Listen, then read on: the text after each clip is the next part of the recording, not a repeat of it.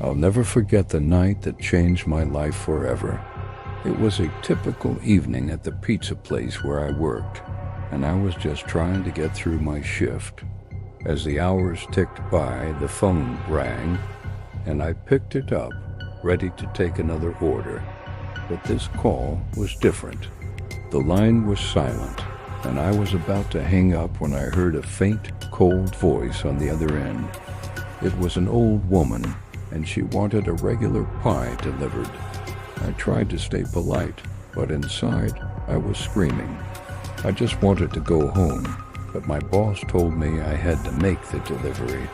I took down the address and told her it would be there soon, but she had already hung up.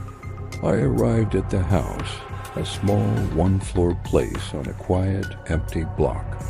The GPS had taken me to the middle of nowhere, and the house seemed abandoned. I rang the doorbell, but there was no answer.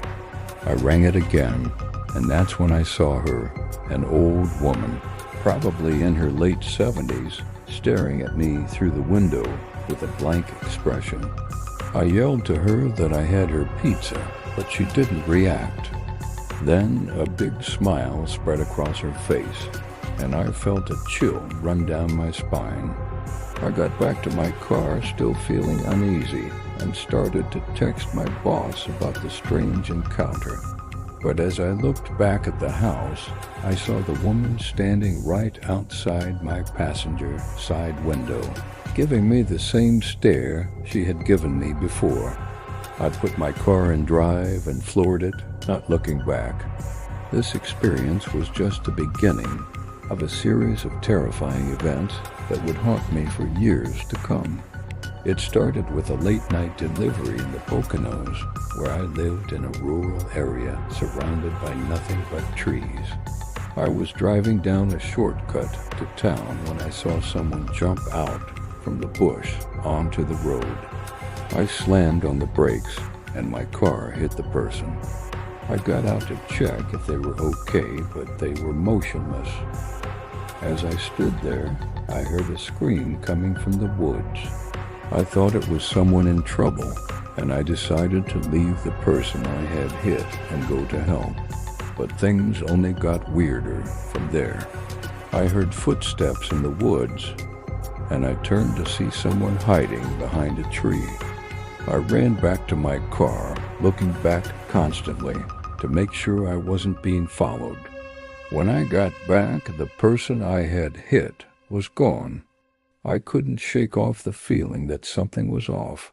I got back in my car and continued to deliver the pizza. But when I arrived at the customer's house, things took a dark turn. A middle-aged woman answered the door, and when I turned to leave, I saw someone sitting in the backseat of my car. I called the cops, and they arrived shortly after, but the person in the backseat was already gone. The scariest part of this whole story is what the police found in my car: a blood-stained knife on the floor where the person had been hiding. This memory still haunts me every day, and I can genuinely tell you, it is painfully scary just to imagine how things could have turned out if I hadn't made that delivery. As I look back on that night, I realized that it was just the beginning of a series of events that would leave me questioning my sanity. But one thing is for sure, I'll never forget the terror I felt that night, and it's a reminder that some deliveries are better left unmade.